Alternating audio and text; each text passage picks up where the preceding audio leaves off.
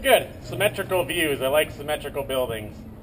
This is my outlet. I've been a attached juggler for about 10 years now. I was a b-boy and a DJ before that for about probably 12. Yeah. But I figured out the rhythm of this. This is called attached juggling. This is a 3-set. You can do it with 2, 3, 4. Pretty open on that. But the concept is very cyclical. It has a ebb and a flow. So it's all like, it has a very Eastern philosophy to me. Like, I was raised Christian, but I've researched Baha'i faith and Buddhism and everything, so a lot of the language is very poetic. The whole, these are the ebbs, this is the flow, this is the try. So what you do is you establish a position. This is chaos position. And in chaos, there's a key that if the ebbs don't go through the try around the flow, it won't tangle. So you establish your position, add some technique, you add motion to it, you swing it and you spin it, and it'll keep coming back out. You can go change directions, go clockwise, counterclockwise, it'll come out that way, or you can just change your position, like go from a ball to a string to a combo. So it's BSC, ball string combo, or basic positions. So it brings you out here?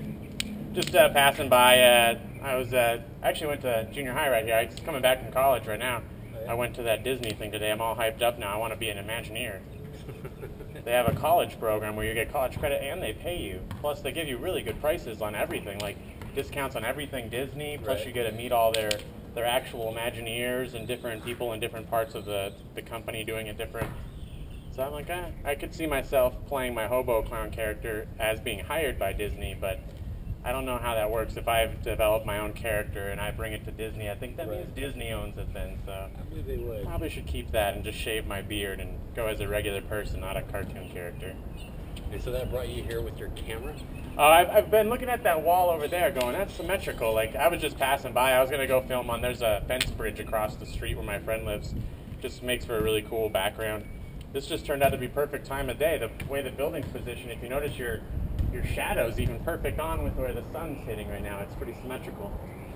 Just, I don't know, I go with the flow pretty much, like, just sort of find myself in weird places. It gets cool video and post it to YouTube. Well, that's cool. What's Nice to meet you. My name's Myc Wyse. I'm Pastor James. Pastor James? Nice to meet you. Do you do the youth pastor or the main pastor? Or, No, I'm the associate pastor here, so. Oh, very cool. Sort of in between the two. I think of this as an outreach for me because, I mean, in my sense, like, I call it like the big G or whatever, like God. People have different terminology for it, but the way I describe it, it might make sense to an atheist or an agnostic as well. But I think of it as gravity as being like the main evidence of the proof of something, of a higher power. Something's holding us down to this earth. So gravity, I think of it as God. Like, this is my sort of experience with God then. I've been doing it for 10 years, so it becomes this meditation, this present-minded sort of philosophy. I've developed this whole idea of like mind, body, soul. I call it one cause now. It's the one part sort of came from my experiences at, I don't know if you ever heard of Unity of the East Valley. That was the church I was raised in. And they're really open-minded. Like, I mean, it was they call it secular Christianity, like or more practical Christianity, they said. But the whole idea of everybody's one. So like my philosophy is one cause now. It's like you accept that there's a dichotomy of everything. Everything has a duality to it. So there's white and black, and you make that choice between your fear and your love. So when you finally find that balance between those two, you really make yourself one, but you feel one with everybody else in the same sense. Like, I don't know the Bible verse, but Jesus said something around there, like not seeing yourself in others, not hurting yourself, but not hurting others.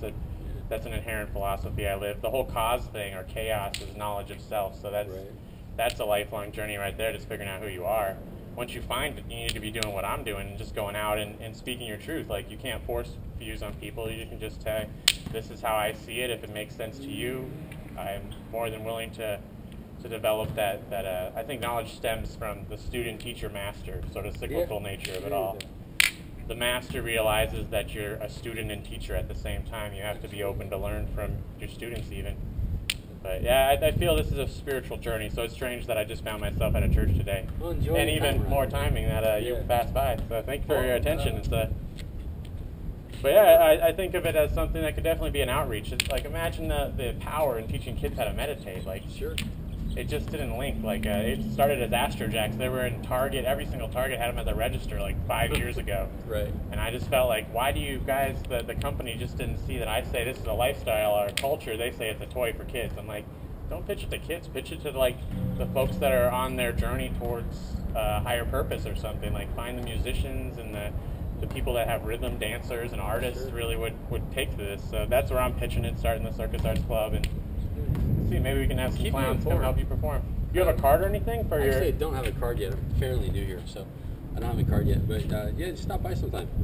I'm usually only here in the evenings, but Yeah, we can involve your ministries with what we're doing at MCC since you guys are just down the road. Well, I'd love to talk to you more. I've actually got extensive background in Buddhism.